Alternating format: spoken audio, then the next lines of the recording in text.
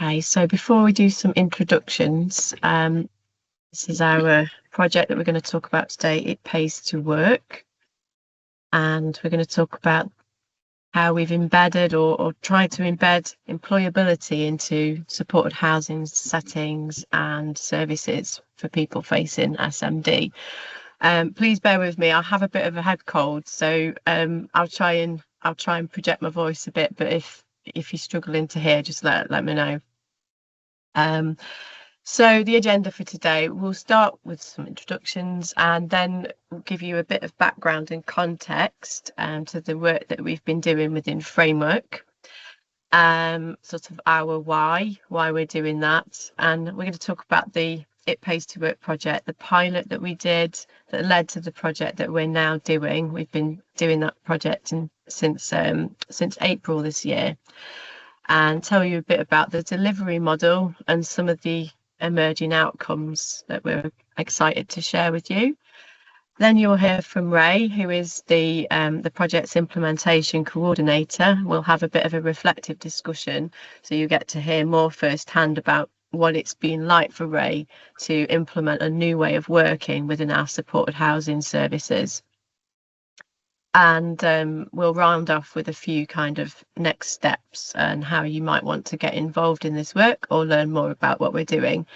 And then, as Justina said, we'll open up the discussion to those on the call today if you've got any questions or comments. So my name's Jess. I'm the Research and Evaluation Manager at Framework. I've been with Framework for 18 years.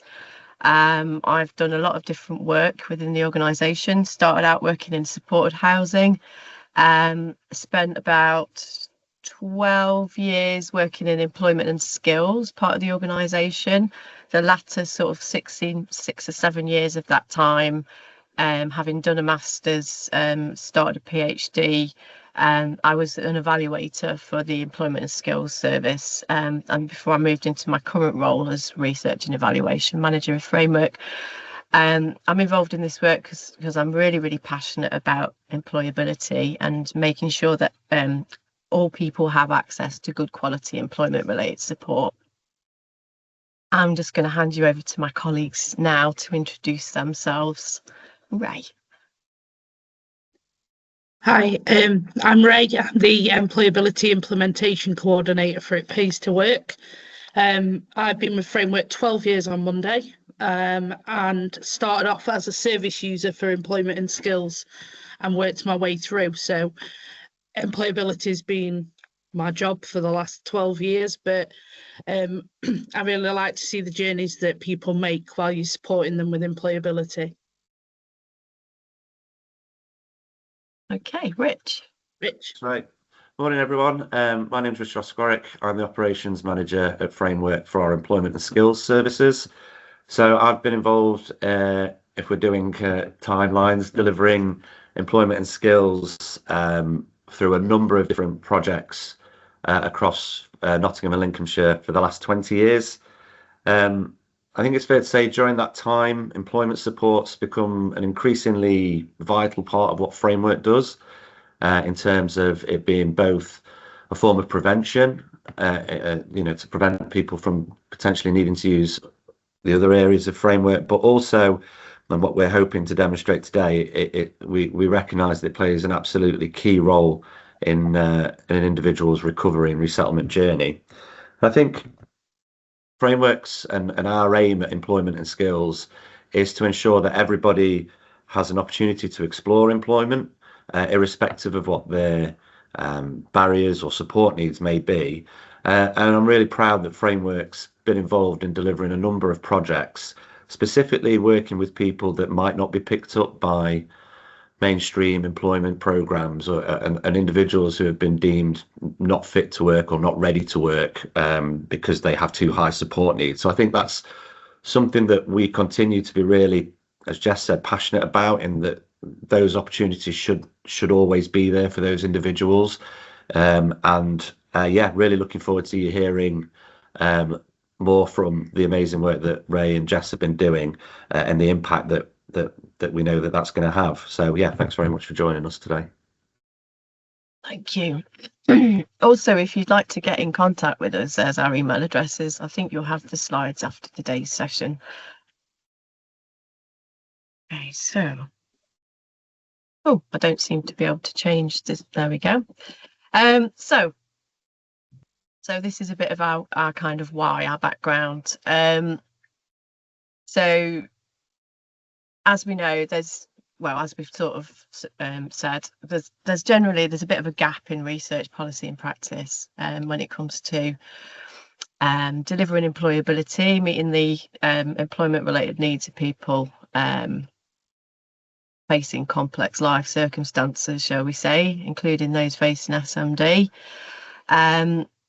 And so even though in our work in employment and skills, we've got lots of experience, I'm just thinking collectively between the three of us, we've got 50 years of work experience, half a century.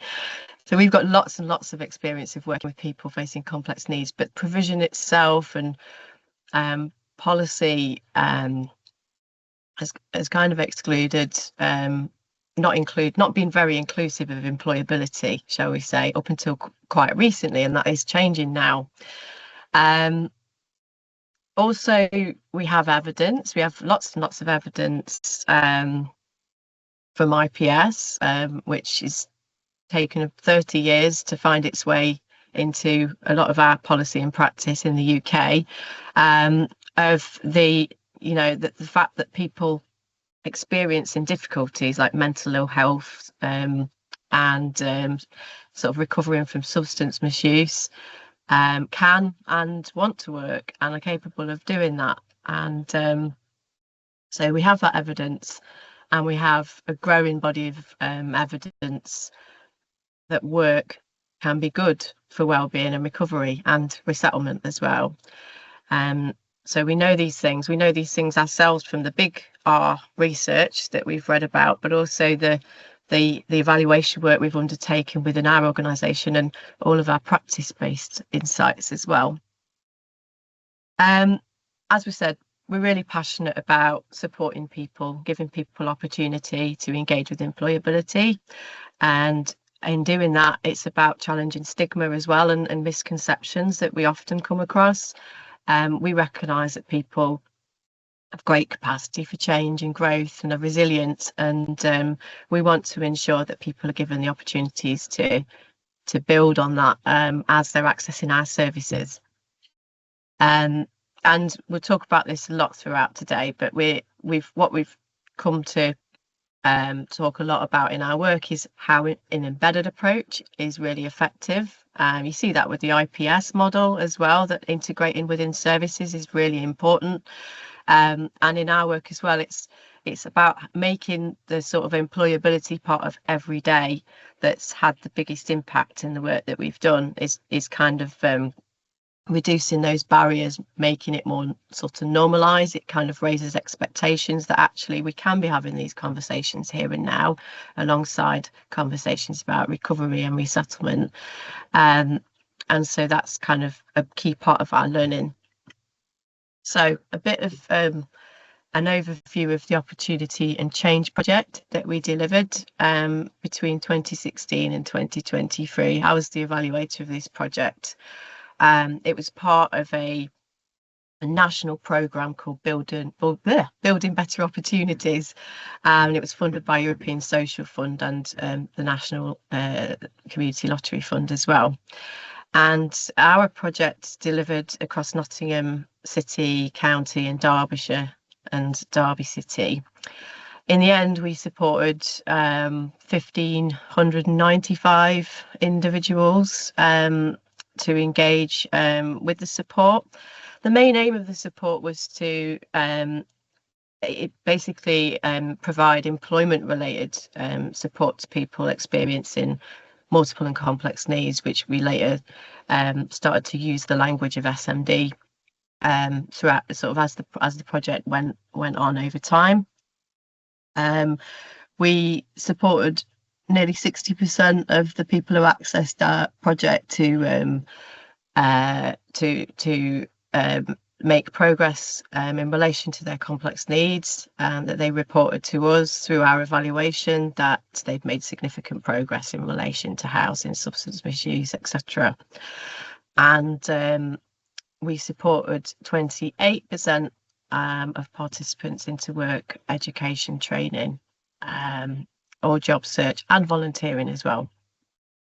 10% of participants went into work, and that included 56% of participants who accessed the provision, being economically inactive to start with.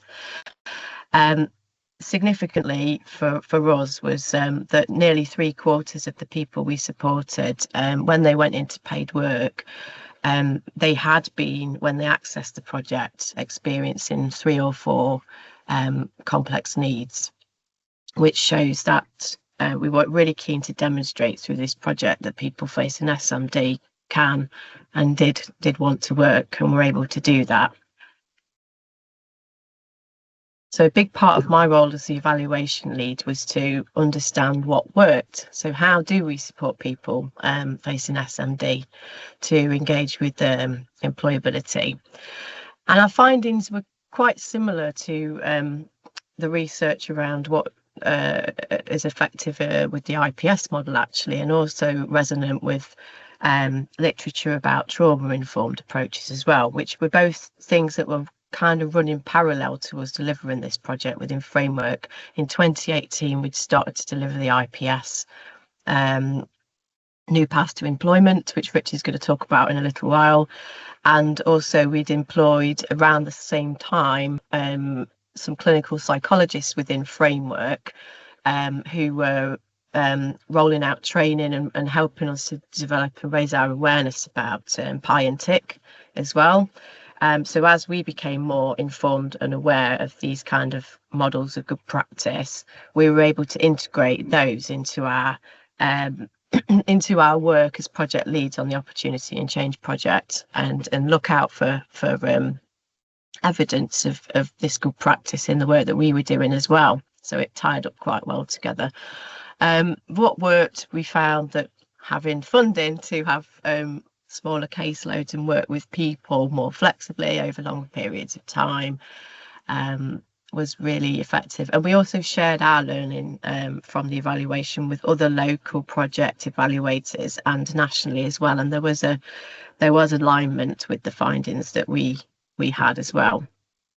As I've said, working in a strength-based way, in looking to embed trauma-informed approaches within the partnership, and working in an individualised and person-centred way, so avoiding like a one-size-fits-all approach. So really trying to meet people where they were at when they wanted to access the support and understand what their needs were and what they wanted to achieve, and then working with them towards those goals.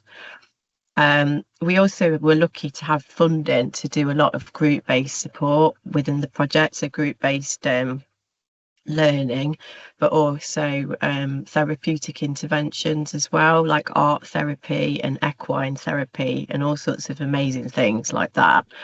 And we found that there was a positive correlation between those who engage with the group-based stuff and then gaining outcomes around employment and training and so on.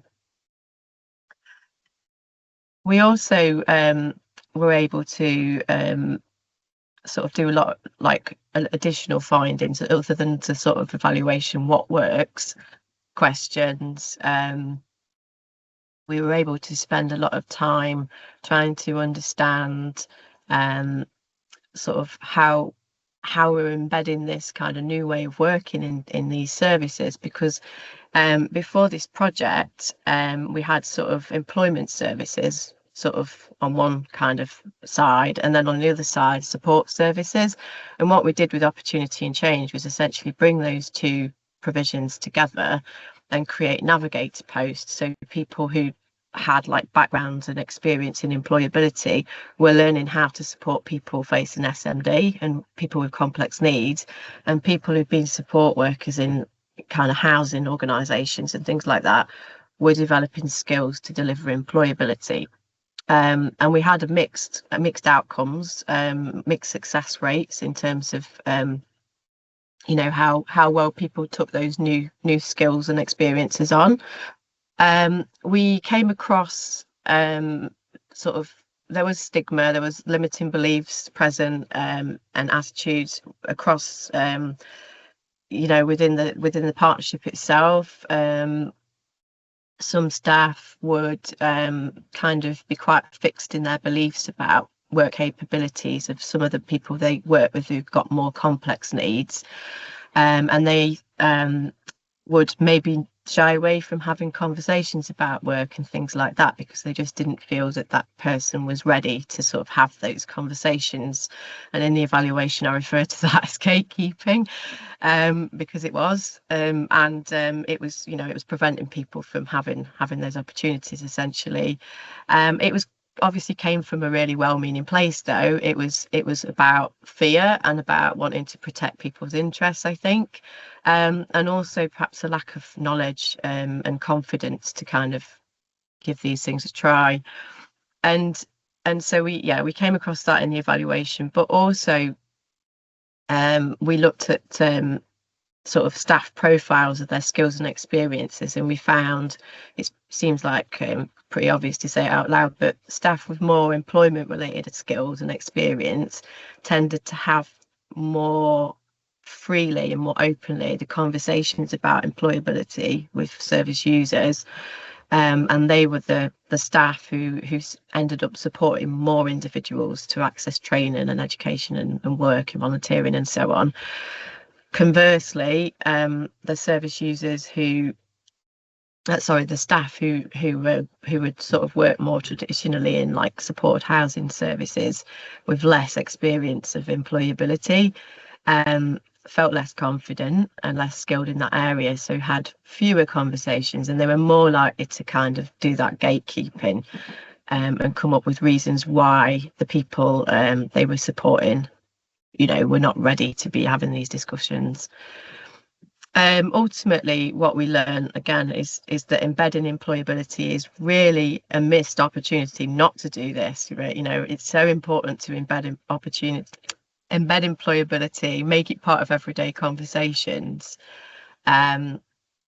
because people who, you know, already have these relationships with individuals, if we give them these skills and the confidence and the knowledge, it's just building on those relationships, building on the partnerships that already exist, and taking a kind of holistic approach. So we would often talk about having conversations about, say, mental health or about resettlement through an employability lens, and that way, you know, you're kind of framing it through that lens, but actually you're helping that person to think about like the next steps in terms of housing, etc.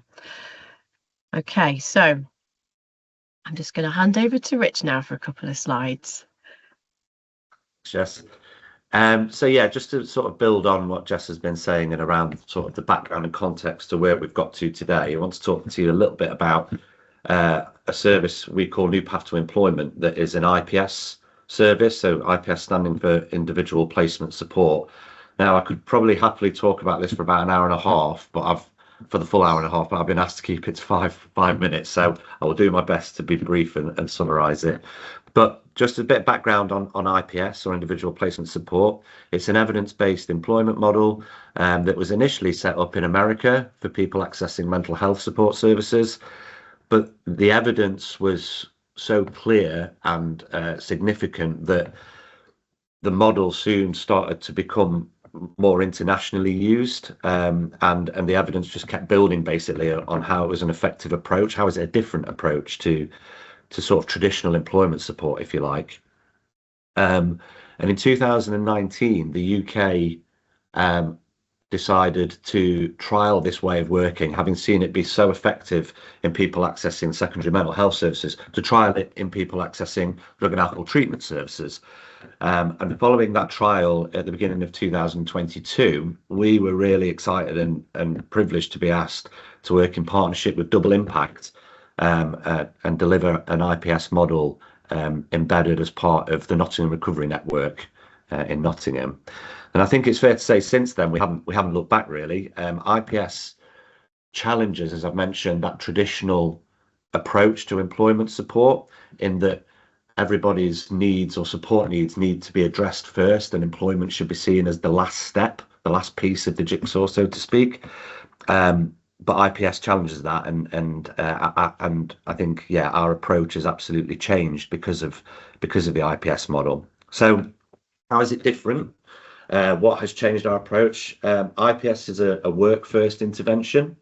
The idea that employment support should be provided as soon as an individual wants it to be, irrespective of where they are in that recovery journey. The idea that employment or paid employment can play an absolutely pivotal part in someone's support needs, that can be a catalyst for change, and it completely focuses on being individual strengths and being personalized, which is absolutely key. So there are 8 key principles for delivering IPS, and that they are on the slides. I'm not going to go through all of them, but I do want to highlight 3 in particular, because I think they have made the biggest impact on both the individuals we've been supporting in Nottingham Recovery Network, but also the staff. So the first one being zero exclusion. IPS or employment support should be open to absolutely anyone that wants to explore work. It's down to the individual to determine when that exploration of work starts. No decisions should be made on behalf of another individual. Nobody should be turned away, and it's up to the employment specialist and the support workers or key workers to put a plan in place for that to happen. Jess has already touched upon this, and it's going to be a running theme throughout about being embedded or being fully integrated, and that is absolutely crucial. So the IPS team are fully embedded in the Nottingham Recovery Network. It's a core part of what NRN offers, so much so that the triage element of coming into NRN has adopted their initial assessments to ask questions about an individual's outlook or motivation to find work. So really starting at the beginning of that recovery journey. If someone wants to look for work, then we should start that support straight away. The staff, the employment specialists, are absolutely seen as NRN staff. They're not seen as a separate service. They take part in all the caseload reviews, in the multiple disciplinary teams. They are part of the team meetings. They are fully embedded and are seen as NRN staff. And the final one, time unlimited support, or as we still call it, in-work support, is absolutely essential. If someone starting work is going to have an impact on someone's personal journey or recovery, it's really crucial that an effective in-work support plan is put in place, and that plan is made by both the employment specialist but also the key worker or the support worker. And so that in-work support needs to be offered long term. It can't just be for a week or two. Ultimately, because it's a personalised approach, it's still down to the individual as to how long they want that in-work support. But it's down to the employment specialist to showcase the benefits of having a really detailed, in-depth in-work support plan, so that we can help support and plan for or address any sort of unexpected or potentially expected barriers someone might face once they've moved back into paid employment. Jess, can you change the slide, please? Next slide. So our experience to date of delivering IPS within the Nottingham Recovery Network, we've had 777 referrals from the Nottingham Recovery Network, which I think goes to show that we are integrated, that's a really strong number of people that are being referred by the key workers across all teams within the Nottingham Recovery Network. And it also demonstrates that the staff, the key workers and all the remaining staff at NRN have bought into the idea that employment's important, that they promote it regularly with all their participants. As you might expect, not everybody that is referred does sort of move into sort of full support through the model, but we have had 387 individuals fully join the programme and complete what we call a vocational profile. So 387 program starts in total, and of those 387 program starts or people joining fully the program, we've had 133 individuals start employment. Now, some of those 133 individuals have gone on to get second and third jobs, absolutely, but ultimately 133 individuals have started work as a result of joining the IPS provision. And then finally, 108 of those individuals, which I think is a really crucial a sort of stat to share, have sustained employment for 13 weeks or more. So that shows that, following that principle of being preference led, that it's really key that we find the right type of work for that the individual wants. Nobody is sort of pressurized or pushed into a job, and the evidence of that is that people remain in work. It's not just about finding the job, it's about sustaining the job as well, which then feeds into the information I was talking about earlier around in-work support. So what have been our key learnings from delivering IPS, and how's this sort of shaped what we're doing now with what you're about to hear a bit later on around It Pays to Work? So IPS clearly demonstrates that having regular conversations about employment and making it a key part of any type of support plan has a significant impact and shouldn't be underestimated. I think it's really important that it shows that it needs to be revisited as well, that obviously if you ask somebody if they're interested in employment or want to look at employment as an option, the answer may well be, and a lot of the time initially, is no, not right now. But then we still need to ask, we still need to address that, we still need to keep that as a sort of a live topic of conversation, and not just say, well, they said no three appointments ago or 3 months ago, so we're not going to ask again. It's really important to keep it sort of very much an active part of ongoing support. Our delivery of IPS has helped change the stigma that people or helped challenge, I should say, the stigma that people who are in recovery can't or don't want to work. We can see that happens. I mean, I'm just sharing with you the statistics around Nottingham City specifically, but we're part of wider working groups across the country that are having the same amount of engagement and success in moving people in drug and alcohol treatment services into work. So that the success and the good news stories or the case studies that come out of it are continuing to help challenge that stigma and help change the mindsets of participants, staff, but also, really interestingly, employers too, because obviously they play a crucial part in all of this as well.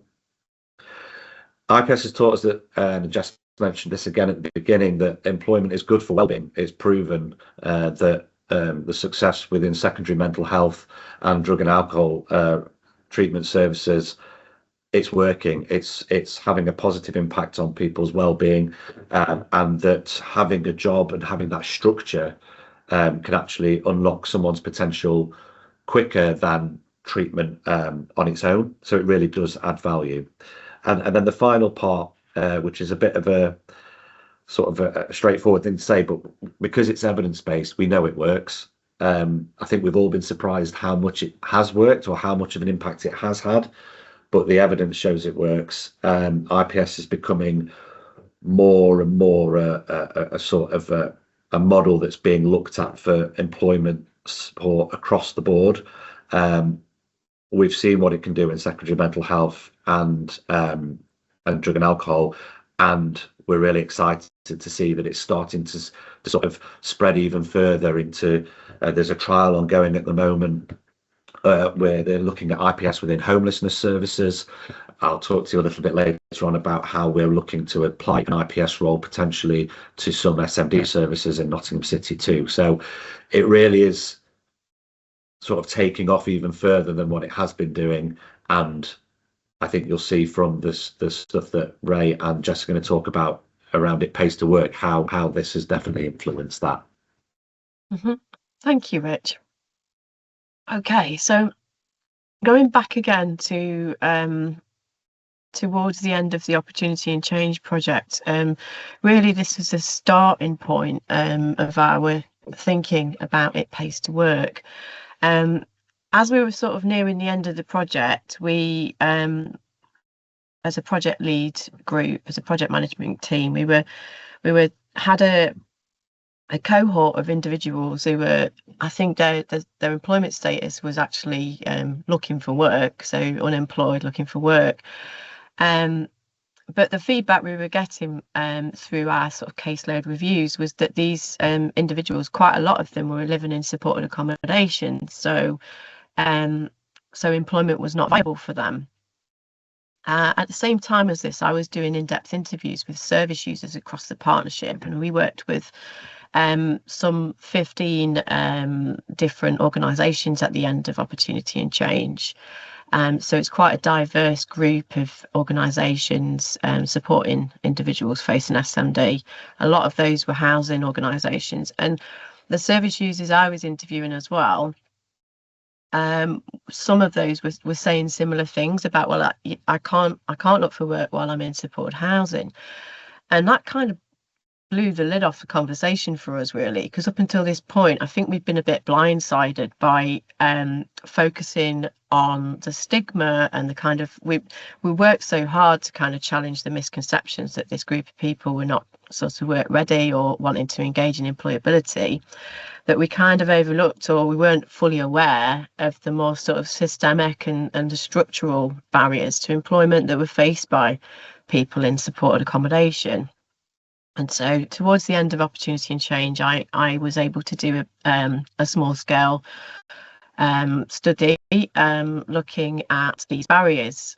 So I interviewed, I think it was 13 service users, participants, and I think it was up to about 15 professionals as well, and asked them sort of what are the barriers to work for people living in supported housing, what are the barriers for you as workers, and did thematic analysis of those interview transcripts, and came up with 4 main barriers that were kind of mentioned sort of across the board. So whether it was talking to service users or staff, there was an agreement there that these are the kind of 4 kind of key barriers.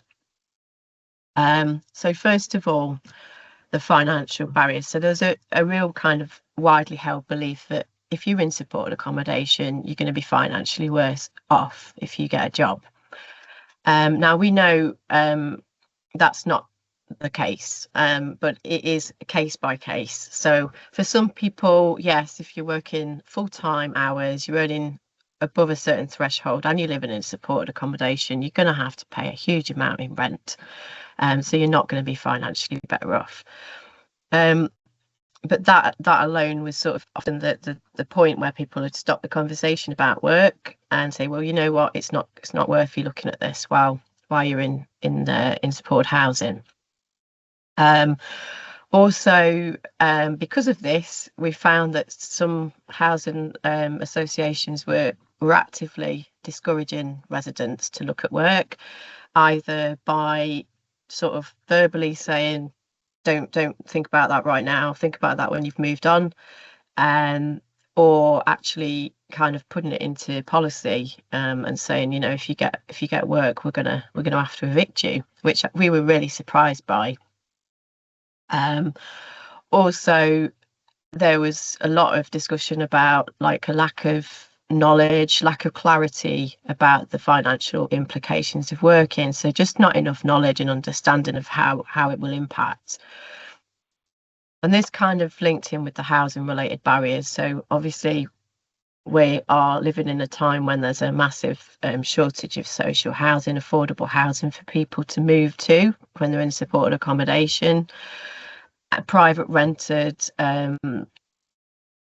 accommodation is often too high, bond schemes not widely being accepted by landlords, so people being priced out of the private rented market as well, very competitive even to get private rented housing for some people, and sort of being trapped in supported housing, not being able to earn enough because of the high rent costs to save for a deposit and rent, or save for basic furniture and provision, but earning, you know, just a small amount. So people having to stay in supported housing for a long time, even if working.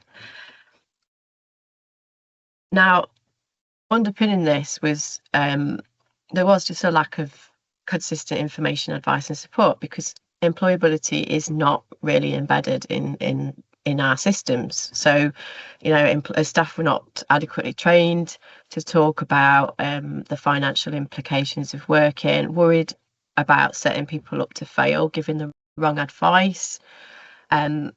Staff talked about lacking the skills and confidence to deliver sort of basic employability and offer the right advice.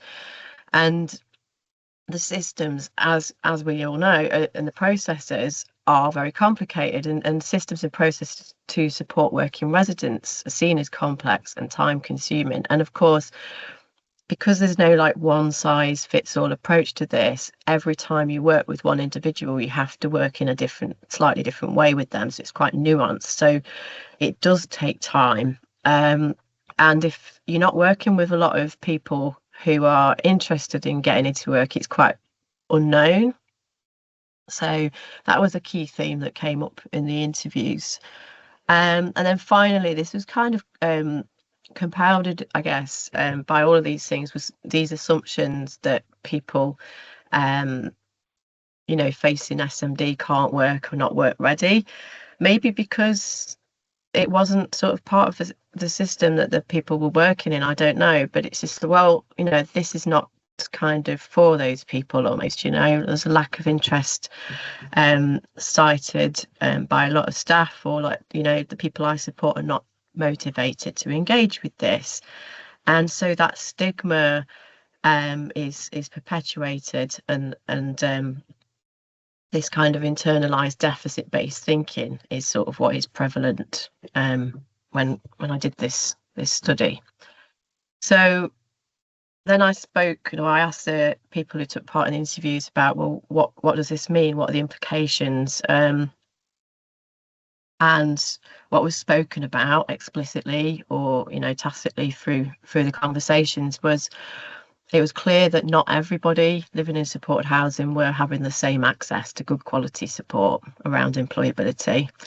And it was contingent on a range of factors. So it was influenced by things like what the organisation's policy was about working residents, what the staff training and experiences have been, what attitudes and perceptions about work readiness there were present, and perceived ability to overcome these structural, financial and housing related barriers. So it was all dependent on a lot of different things like that, rather than you know, let's try and provide this support for everybody. So what this led to was often avoidance, so often not having the conversations about employment, and you know, even sort of actively putting those conversations off and saying, let's not worry about that now, let's think about that when you've moved out of the supported accommodation, which was creating lots of missed opportunities for individuals to focus on their personal development and their recovery and their resettlement. As far as we're concerned, so having those conversations embedded would be a really good kind of pathway. But those conversations were often being avoided or delayed. And as a result of that, we were hearing about some residents who'd turned job offers down, who'd sadly have abandoned their supported housing because they'd run up rent arrears and they felt overwhelmed and unable to address those because they'd not sort of had the support to kind of follow the processes, or they'd been evicted. And some individuals had also given up work as well because they were living in supported accommodation. You just felt like it was too much. So we presented this research to our senior management at Framework, and we all agreed, okay, well, we need to do something about this then, because it's not really acceptable. And whilst there are obviously bigger, wider systemic and structural barriers here that we can't really tackle on our own, or, you know, it's sort of there are bigger conversations to have. What we really wanted to do was to try and change things on a practical basis, and I think about what, you know, the people who we're working with here and now can't wait, you know, another 10 years or 20 years for IPS to be embedded in all the services. So what can we do here and now to navigate through our systems and support those who need this employability support. And so we set up a pilot, and we called it Pays to Work, because we wanted to challenge that right off the bat, that kind of perception that work does not pay. So it pays to work. And we carried out this pilot in 2023 and 24 with a couple of framework supported housing services. And one was in Nottinghamshire, and it was a sort of 24-hour accommodation service with some move on flats as well. And also a dispersed supported housing service in Nottingham City. In total, there was about 150 service users accessing those two projects. And our main focus in the pilot was to really explore different ways to provide training and support to the staff, because that was ultimately what we were hearing about the most, was staff feeling that they didn't have the confidence and the skills to deliver this support because it's not embedded. So okay, how can we try and do that in a really practical, functional way? We designed the pilot with staff and service user input through focus groups and surveys, so it was kind of co-developed with them, like sort of acknowledging what their needs and interests were. And the overall outcome of the pilot was that it was beneficial, that staff found the support and training really useful. It helped them to feel more confident and equipped to have those conversations. So instead of avoiding them, they were starting to have them more regularly. We started to see emerging evidence of that on our system, having repeated conversations with service users, which was an indicator to us that it was becoming more embedded, and it wasn't just kind of one-off discussions that were being had with people. And we were also, as a result of that, seeing more service user engagement. Here's a bit of feedback from staff who were involved in the pilot, if you just want to have a quick read through those comments.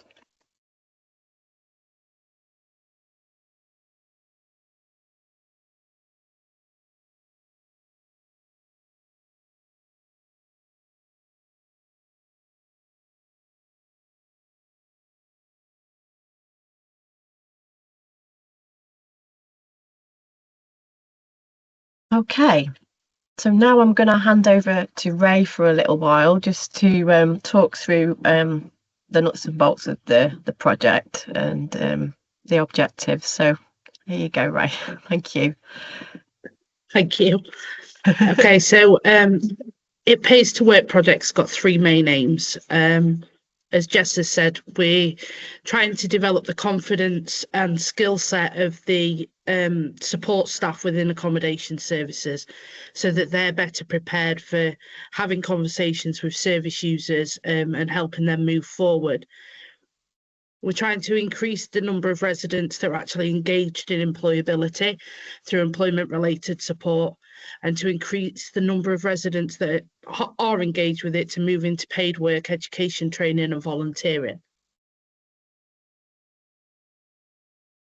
So the ethos of embedding it is to get the conversation started, really, and the ways that we're looking at doing that in practice is to revisit conversations, so make sure that they're happening regularly and that they actually mean something, so they're progressive.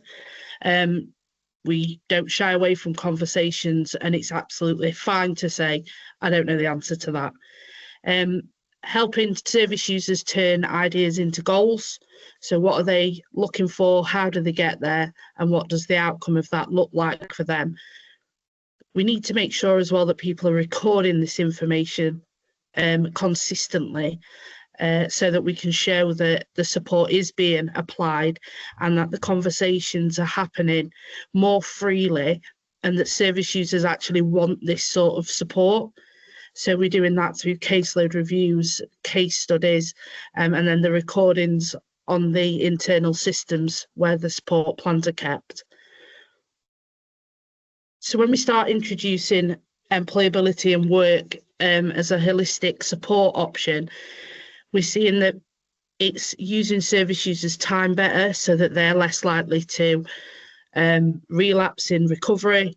They are becoming more appealing to private landlords, so they're moving on quicker, and they're having a more rounded support, but they're also able to sustain that resettlement because they've got the financial gains to do it.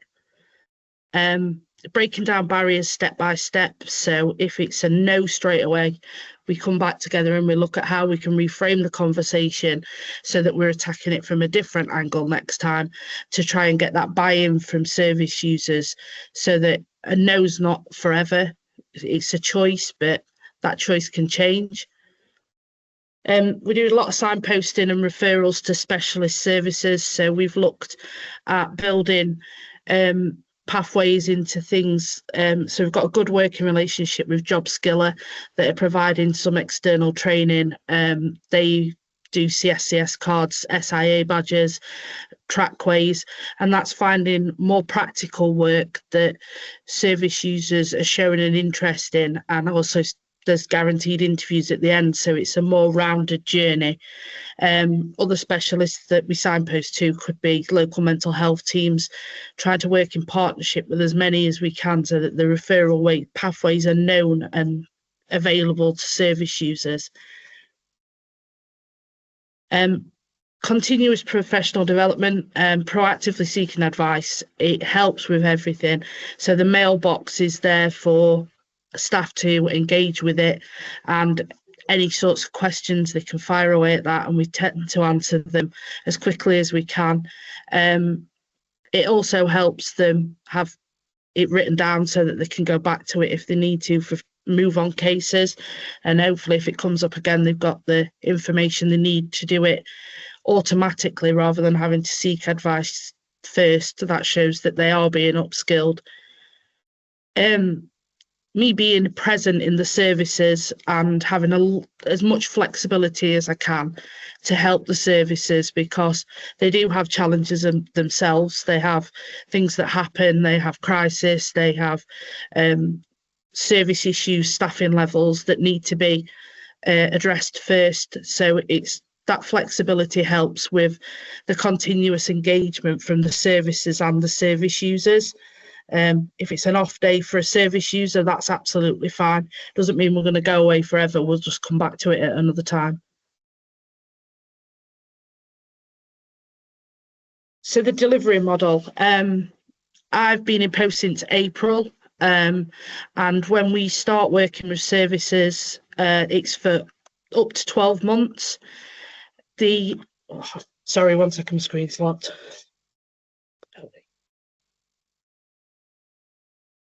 That would happen. Yeah, so they work with me for 12 months, and during that time we look at individual caseload reviews. So we're looking at what the service users want, but also what areas of support the staff are looking for as well, so that we can retrain them and upskill them in the right areas. They do an intensive pre-induction. So we have an It Pays to Work induction day where they come and learn all about the programme, what the expectations are, and how it's going to be a support system for them. We have employability training that's facilitated by Homeless Link, which is a full day's training, but it looks at strengths-based approach, motivational interviewing, and connecting to people's values. We deliver our own internal working residents benefits training, which is being developed to not only show what the constraints are of working whilst living in supported accommodation, but also the access to tools and support that's available for people in supported accommodation to be able to independently live, work, and stay in their temporary accommodation. We host monthly caseload reviews that are done one-to-one with staff, and that's where we really explore what the service users want and how we can get them there, so that those staff then have the toolkit to be able to deliver that information to the service users, rather than me meeting the service users and not upskilling the staff.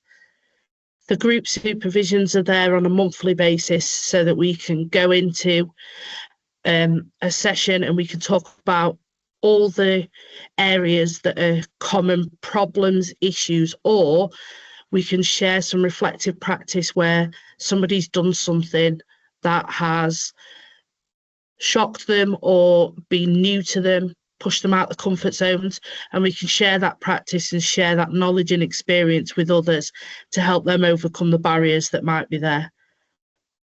And then the case studies, news and updates, we use that through the staff intranet system. So we ask that people write case studies of service users that are starting out or partway through their journey of employability. And we share that with the senior leadership team through updates and then bulletins and blogs that go onto the internal website.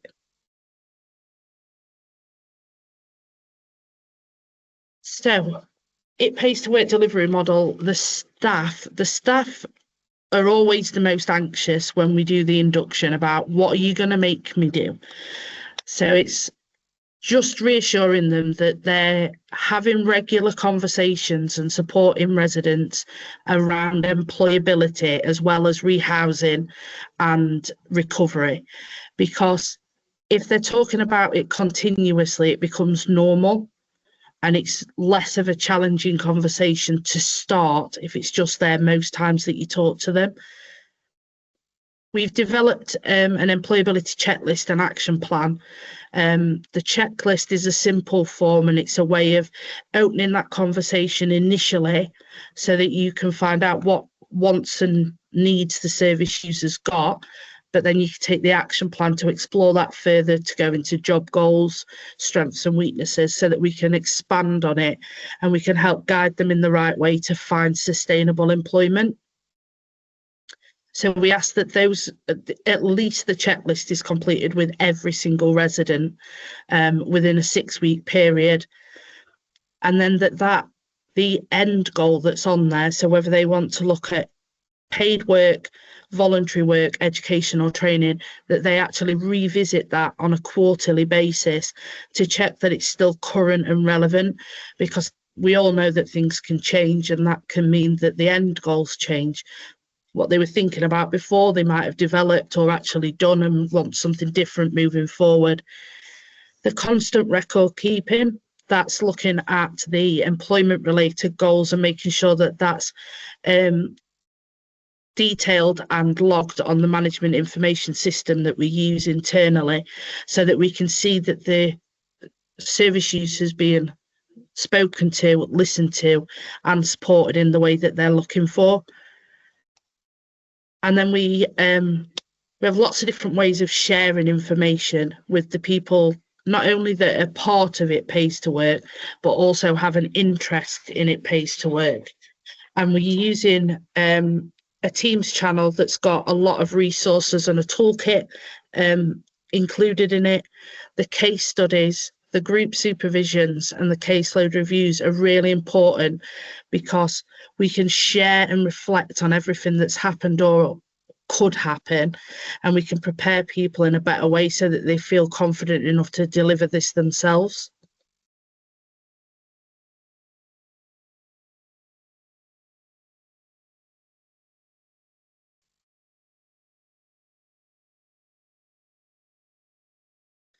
Additional so the support as well. additional support and resources, as I said, we've got the Teams channel and that's got a lot of resources in it, and they're all broken down into categories so that things are easy to find.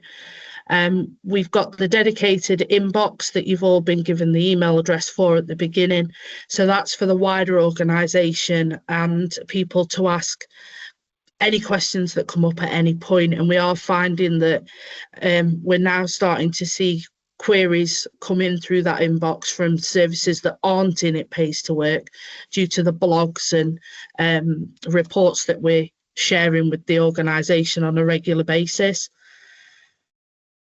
Support from the wider It Pays to Work team, so the Employment and Skills Operations Manager, Jess, and the Rents team within Framework. We all try to work together to give practical, relevant and up-to-date information to people, so that we can make sure that we're not misleading anybody and that we're helping people expand their own knowledge. And ongoing evaluation of the product and the project and the impact it's having is planned for 2026. So we're hoping that we can take this much further past that point. Thanks, Ray. Okay, so we wanted to share some emerging outcomes with you. So we're in month 8 of this project. So we are getting good outcomes from this, but I think the first thing that we wanted to share is about the insights that we're getting from doing this work, because this is all new to us. So before, we were not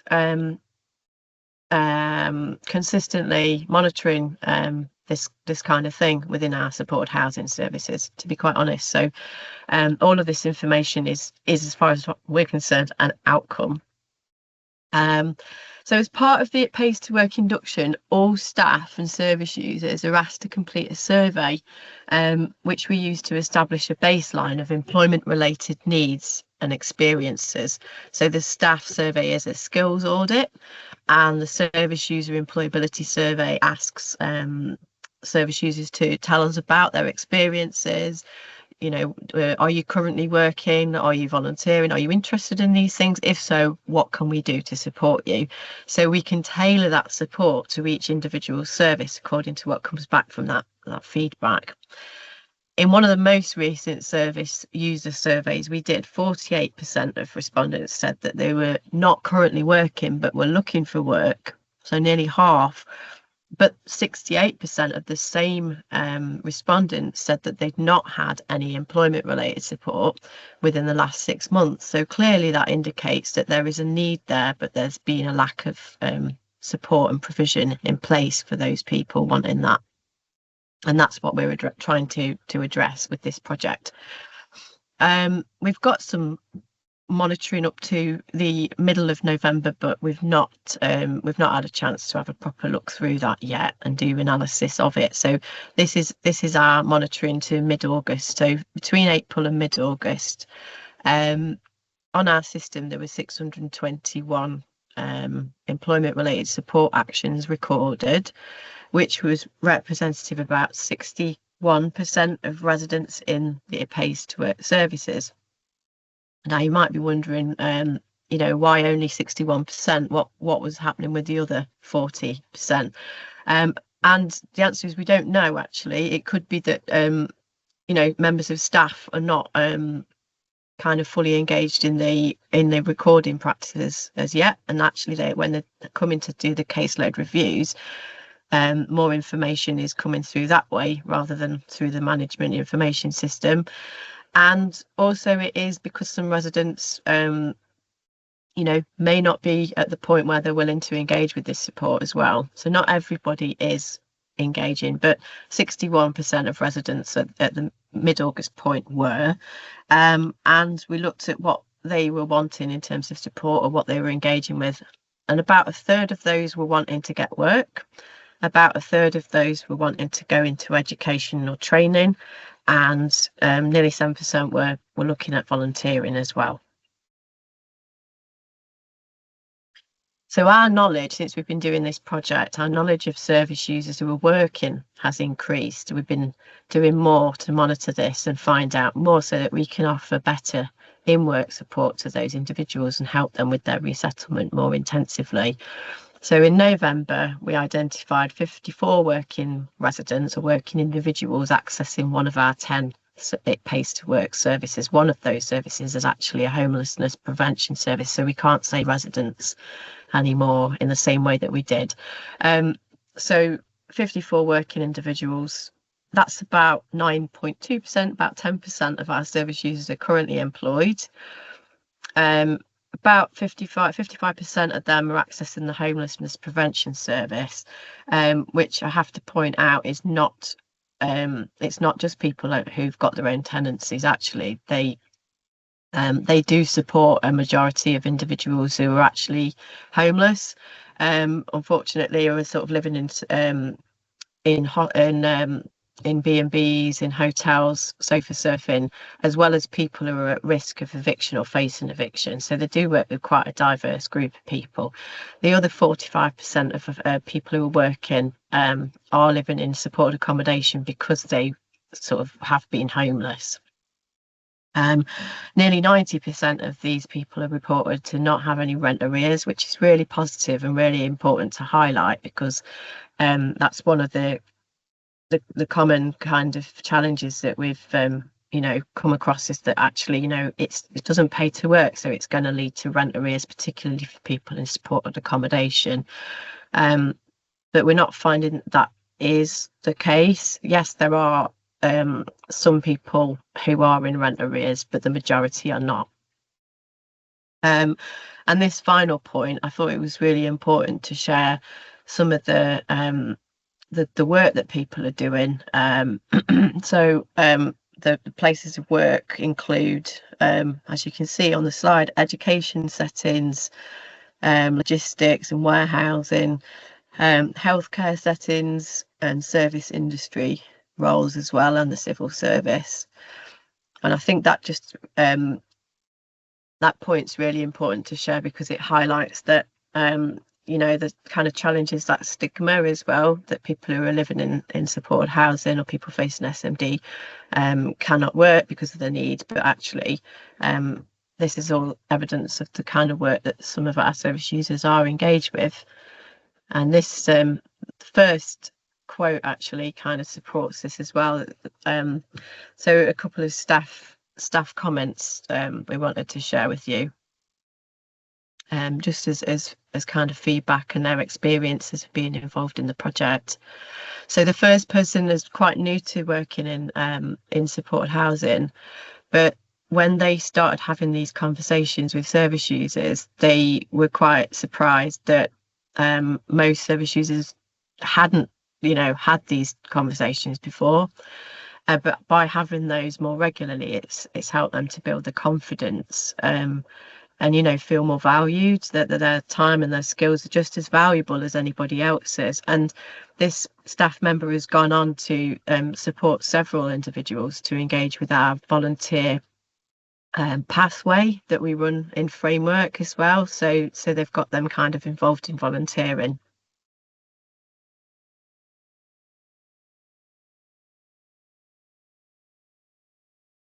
Also, just wanted to share some service user feedback with you as well. So one of the individuals who's gone into work as a result, I would say, of the support they've received from their support planner and some benefits related advice from Ray as well.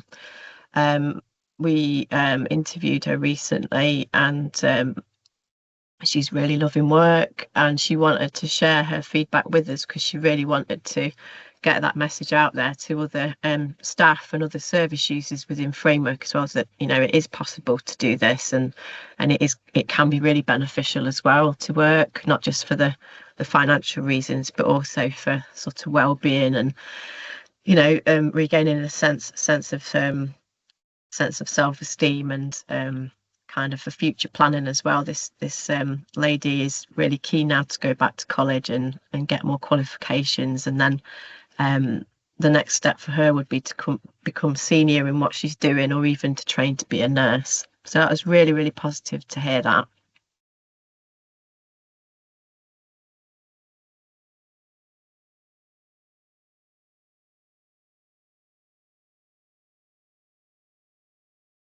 Okay, so I'm going to invite Ray now to have a conversation with me. We've got some questions that we hope will be insightful for you all to listen to. So this reflective discussion is to hear more about the work that you've been doing since April. So the first question I want to ask you is how is It Pays to Work different to other employability projects that you've been involved with? So It Pays to Work's different to the previous ones. The first instance is because it's about upskilling staff. So where the other provisions that I've worked on before has always been We've had service users that have been fed in from externally, so through DWP, other organisations referring in, and we've supported the individual, whereas now we're trying to upskill and help staff grow in confidence to be able to have those conversations and increase the number of service users that are engaged in employability.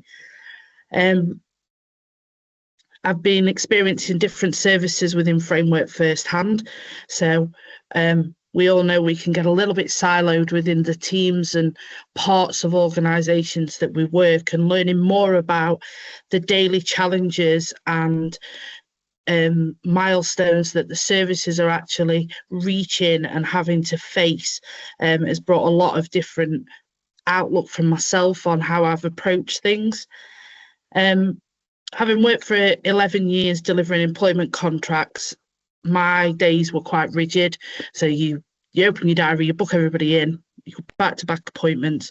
Whereas this one's given me a different scope to be able to reflect on what's happening and how it's happening, to develop different areas that I've always had an interest in. So the working residents benefits training, looking at being able to talk to more service users and staff about their ideas on employability and journeys towards recovery and resettlement, and just learning more about people as people rather than it being a structured time period where it's one in, one out.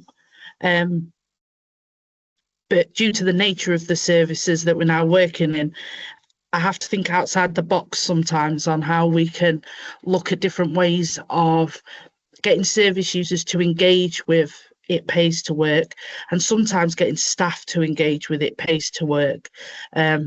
One of the ideas we threw out at a service last week was, when you sat cooking breakfast in the communal kitchen, why don't you just put the checklists on the table while you sat talking to them and just have a general conversation and see who actually just chooses to fill it in. So we're trying to think of lots of different ways of getting people to engage in it all, and how we can move as many people forward as possible.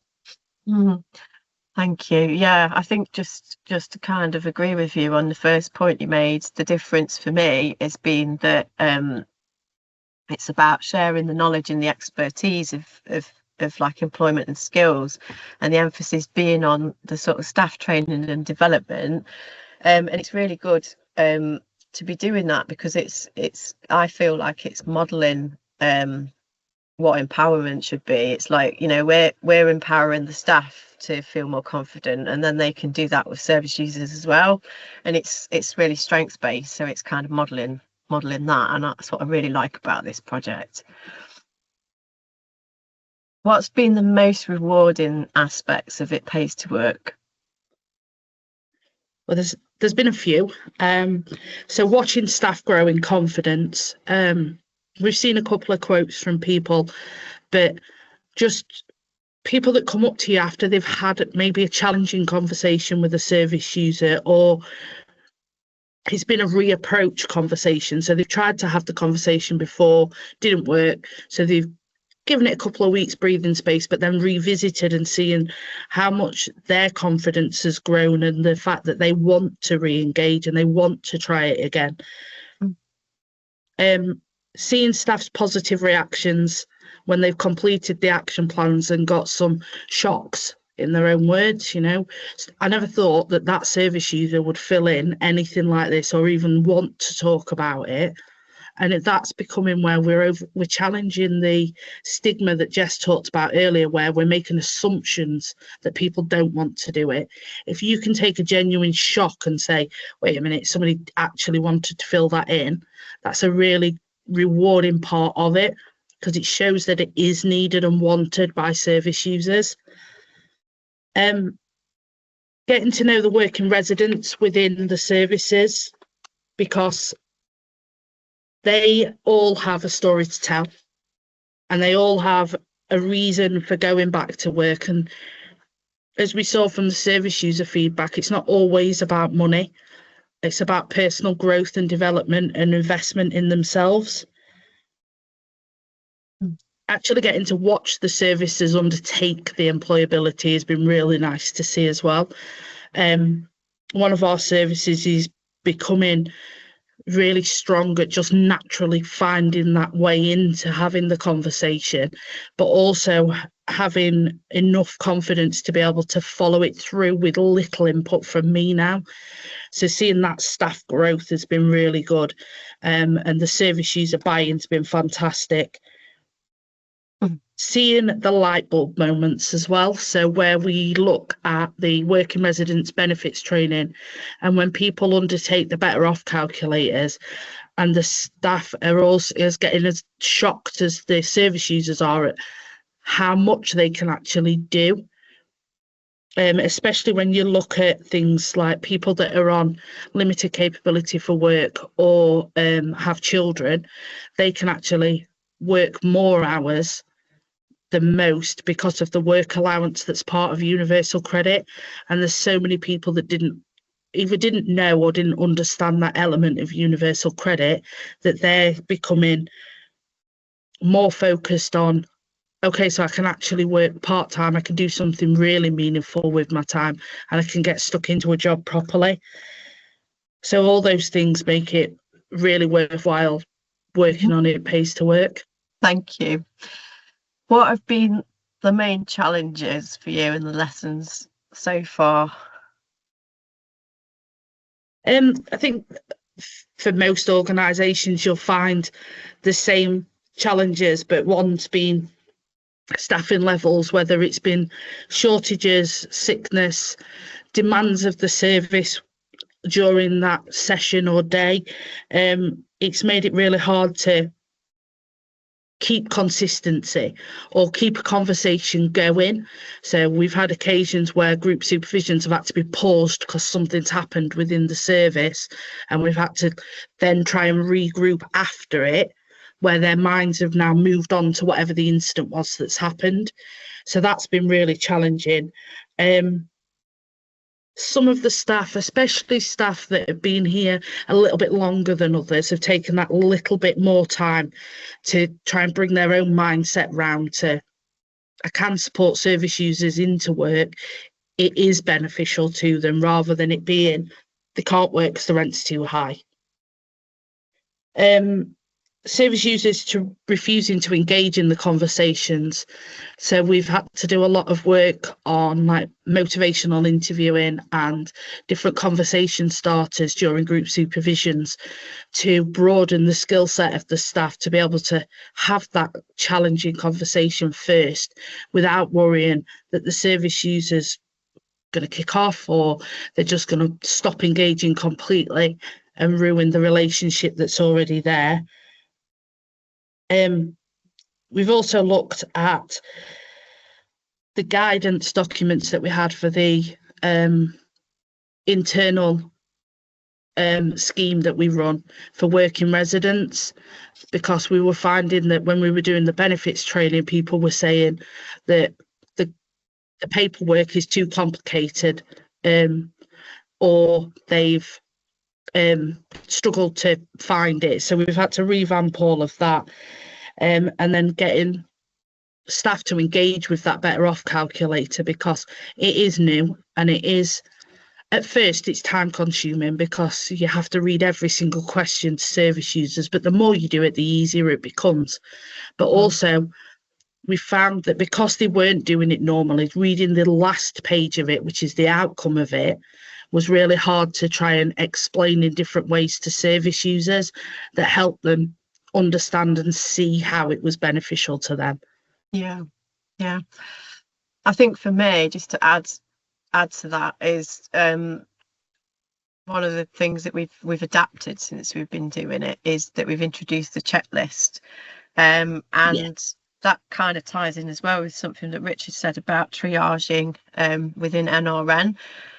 We've found that it's easier to embed this with new staff and new service users, and the checklist is a good kind of initial way of introducing the conversation. It's not very heavy or labour intensive, and it's written in a way that so that the individual service user can sort of tick the boxes themselves to identify things they might want support with.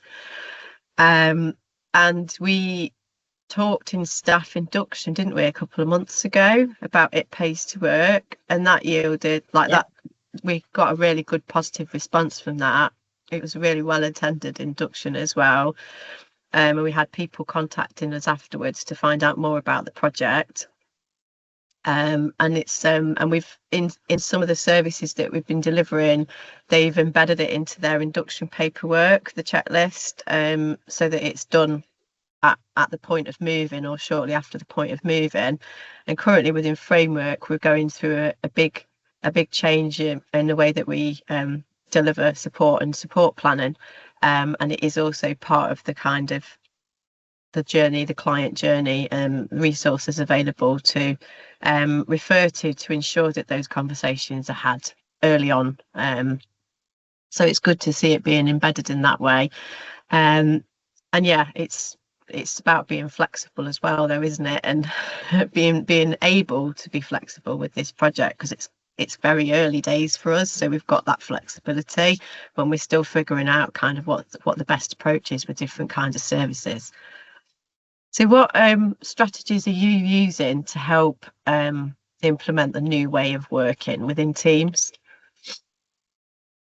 There's several that just seem to happen naturally, and part of that is my personality. So I'm quite a friendly, approachable person, really honest as well. So I'm not afraid to call a spade a spade. So I think that just helps me build a really quick trust rapport with both staff and service users, so that they become more open to seeking advice and talking about the challenges they're facing with me, because it's a more comfortable environment. Consistently reminding services, though, that what it pays to work is about, what we're trying to do and what the ethos of it is and why we're trying to do it, because the more they buy into that, the more they're going to accept the advice and guidance that you're giving them, so that they can grow their own toolkit. Showing the value they're adding to the service users' support. So we do that through group supervisions and caseload reviews. So in caseload reviews, I'll really highlight the work that member of staff has done, and then also get them to explore what they can do further during that caseload review, so that they're not only achieving, but they're continuously developing that as well, so that the need for me to be present in the service relaxes, which is the whole point of the up to 12 months, so that they become more confident. Really flexible. So some services, we've had to change how we do things. We've had to move caseload reviews away from the service, or we've had to move them at short notice because of various reasons happening in their service. But showing that flexibility has helped the staff engage with it really well, because there's no panic that, oh my God, I've got this coming and I might not be able to do it. So we've been able to have that relaxed area where if they need to move it, they need to move it, and we'll have a look at as much as we can do.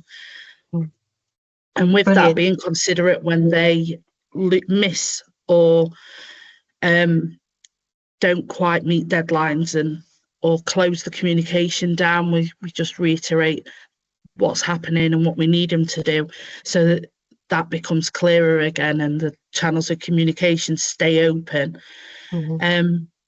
Practical and managerial skills and knowledge from previous roles. So one of the things I always say in the induction to It Pays to Work is, I've got a brain to be picked, and you might as well pick it rather than sit on a question that you're not sure of.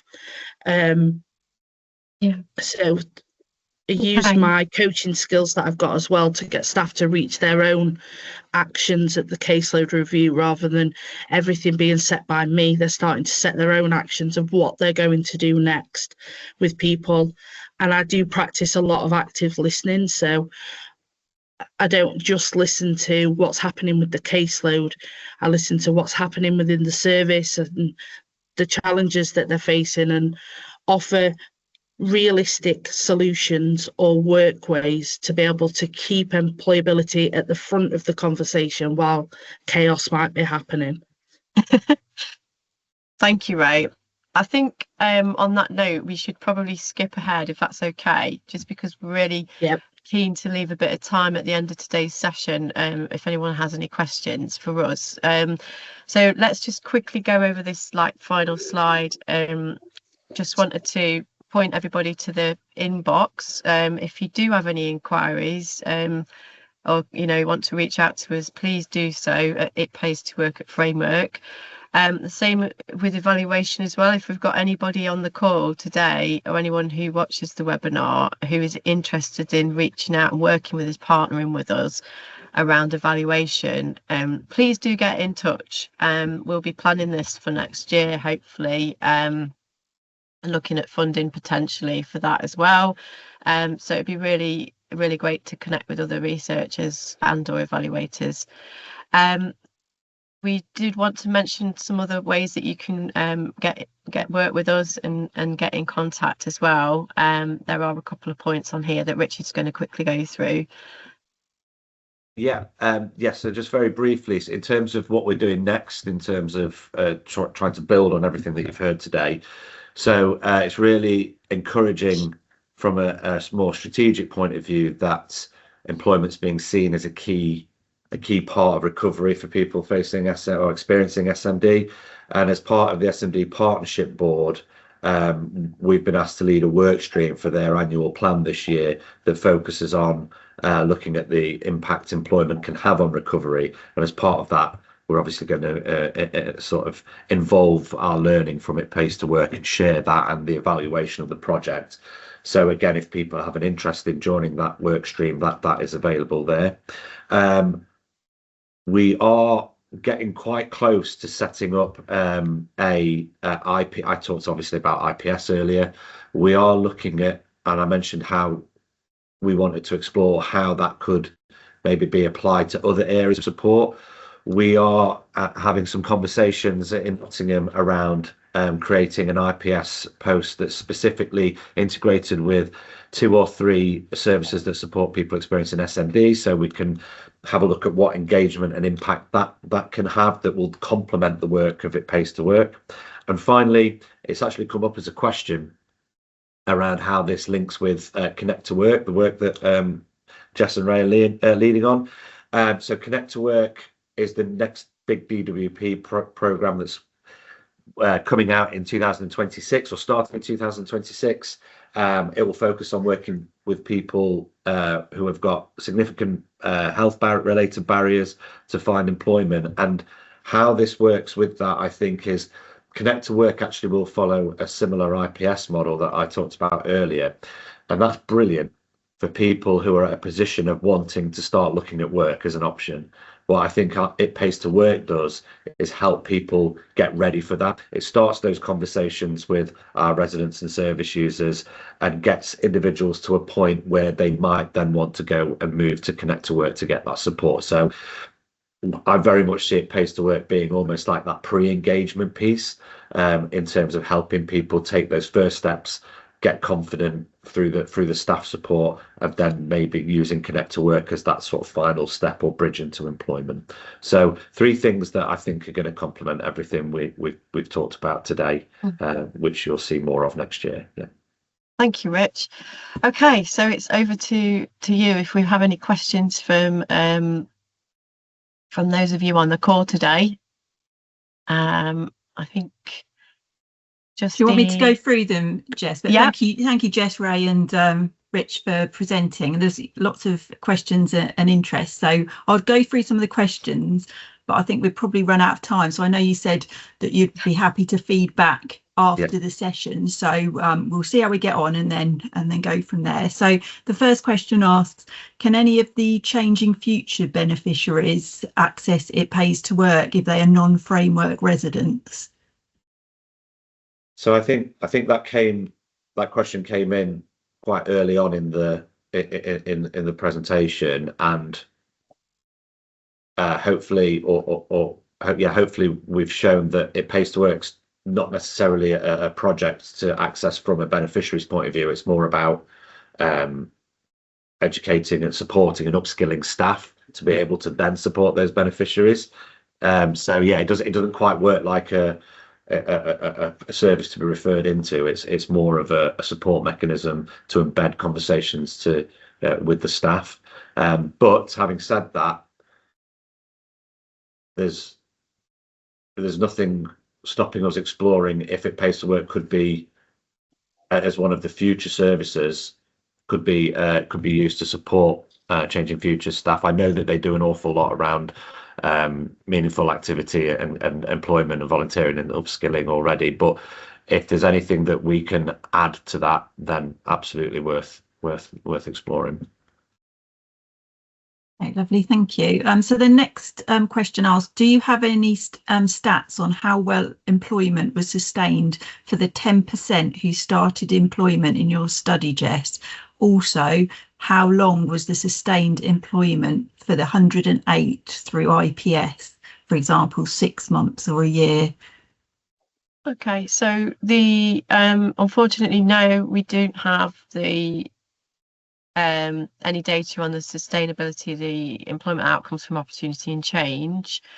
I did do follow-up qualitative interviews with some of the people who'd left to go into paid work and training, so I do have some insights from that.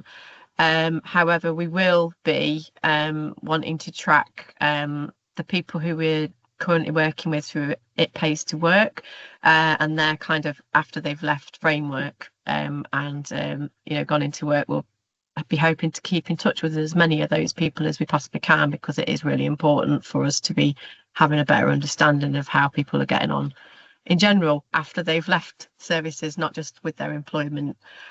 So yeah, the short answer is no, but it's something that we're looking to be getting better at from a monitoring point of view and evaluation. I do think that we do have more information about IPS outcomes though, is that right? So the 108 individual, that sort of time frame that's looked at is 13 weeks. So those 108 people have been in employment for at least 13 weeks. But what we then, it's then quite difficult to track beyond that, because the likelihood is that after those 13 weeks, people have disengaged from in-work support. But through IPS, we do check through HMRC data to see whether people are still working or not. So we do then assess how many people go on to work for at least 6 months. But there's a bit of a time lag on that information being released through the DWP, through HMRC. So, I don't know what that number is to hand, but the 108 individuals that were shared, they've been in sustained employment for at least 3 months. Yeah. Thank you. So the next question asks, will we be given any fact sheets to share with colleagues? And also, will you let us know how to make a referral into your service?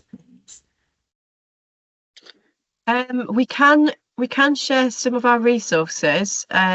We encourage people who are interested in accessing practical resources to get in touch with us through the It Pays to Work email, and they can be shared in other services and organisations.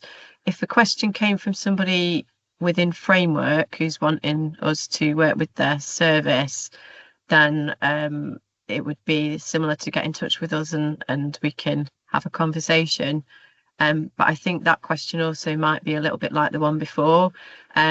So yeah, to work with us, it's about because we're only a very, very small team at the moment, so we're just working our way through framework supported housing services at the minute and supporting our colleagues with this initiative at the moment. But we are hoping to keep it going and then sort of expand and work in a wider with other organisations potentially as well.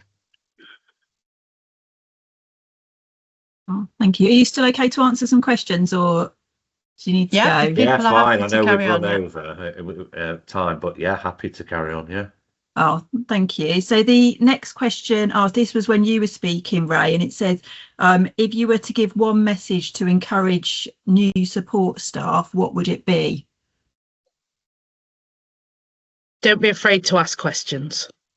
And that works both ways. So it's don't be afraid to ask questions of colleagues, managers, other staff from within the organisation, but also don't be afraid to ask service users questions, because they're all people and they're willing to talk to you. A lot of them just want a conversation. So whether it's a conversation about working, volunteering, just get a conversation going to build that rapport with them. And then you'll be able to make the pathways into talking more guided on the employability first. I think to add to that briefly, and I knew that's a question from Andy. So to add to that, in a way, new staff is a different challenge to existing staff. So it's just to re-emphasize the importance of employment and having those conversations, as Ray says, with the new staff. I think the slightly different challenge with existing staff is it's asking them to change a way that they're already working, whereas with new staff we want to explain that this is sort of the norm and how we want to work moving forward. So I think it's just emphasizing that employment or employability support is part of that core offer, and there's an expectation that it's not ignored, that we have those conversations regularly. Oh, thank you both. So the next question, I know you sort of touched on this, Rich, so it's around how does this link with the DWP Local Authority Initiative Connect to Work, but it also asks how effective the team think the model might be in the prison context. Yeah, it's an interesting question, and I'm not sure I know the definite answer to that.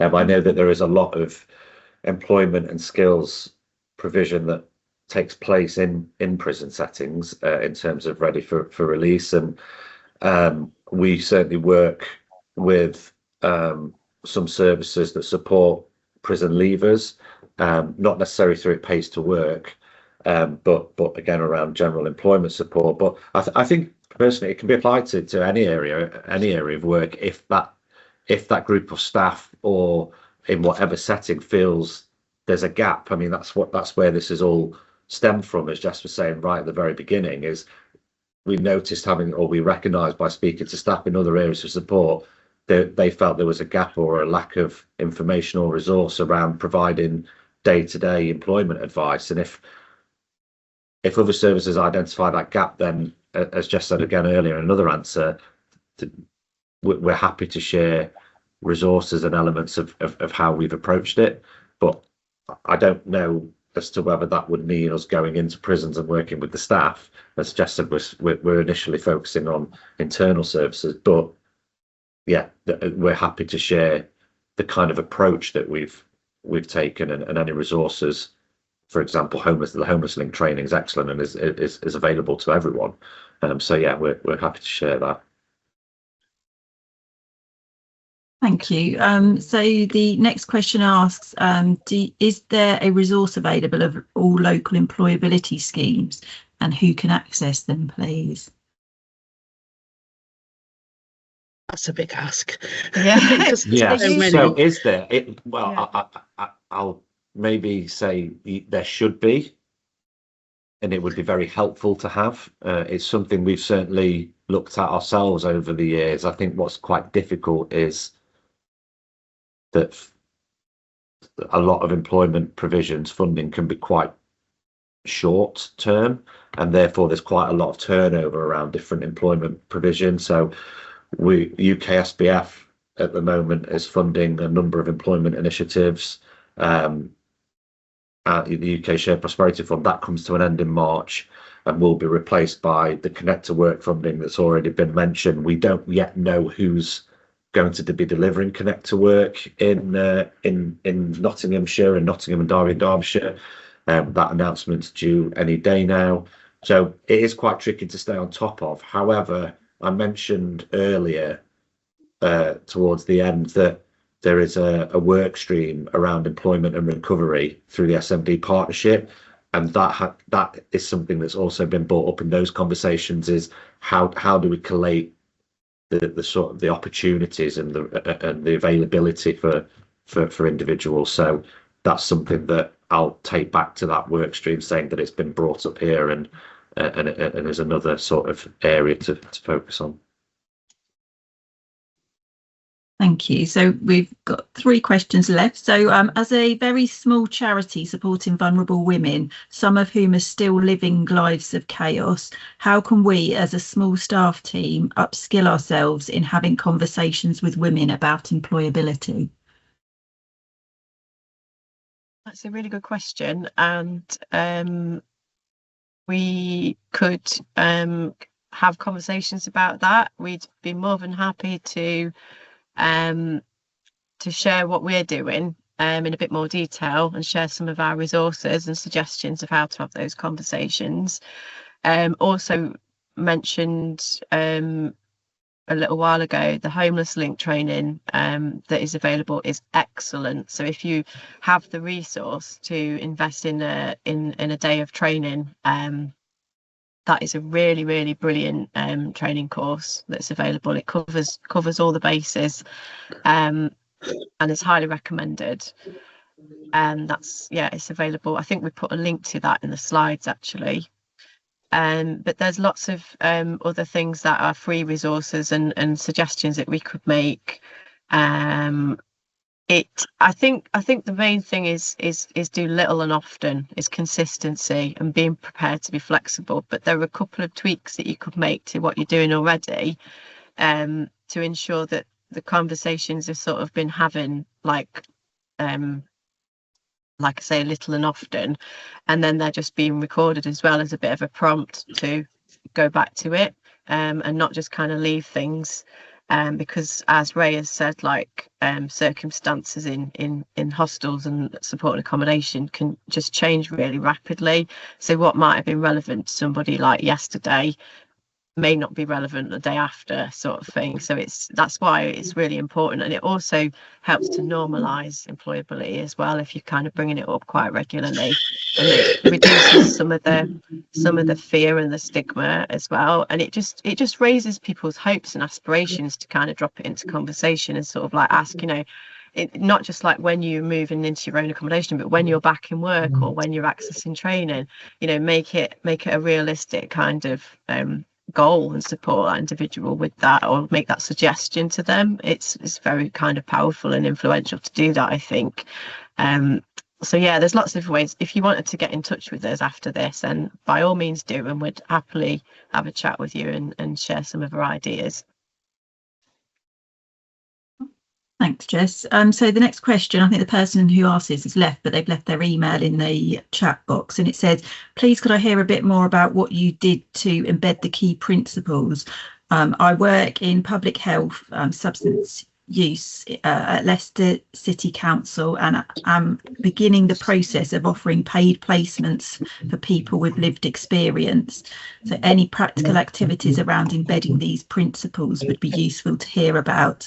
I think the 3 that are highlighted would be the biggest impact. I think the 3 that are highlighted with the biggest impact will be most relevant.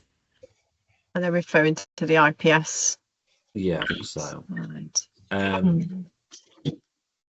Okay, so in terms of embedding the principles, it sounds again like quite maybe an obvious thing to say, but when we were asked to embed IPS into the Nottingham Recovery Network, it's really important to get buy-in and support through all levels of that structure. So we started very much at the director level and the operations manager and the management team in saying that this isn't going to work or be bought into or applied without your full support.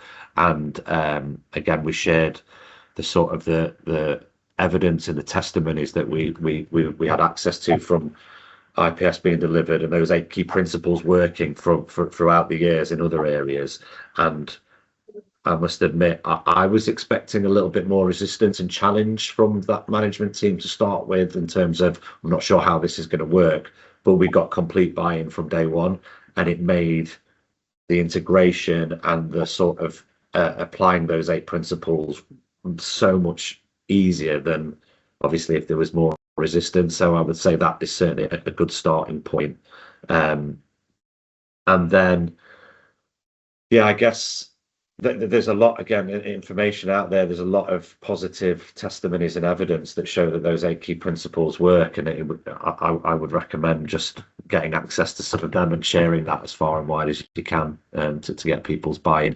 And I guess to push to sort of note something that Ray said earlier, but apply it to this is, don't be afraid to have those challenging conversations straight away, in terms of invite people to share why they're concerned, why they think it might not work, and have open conversations about applying those principles. And yeah.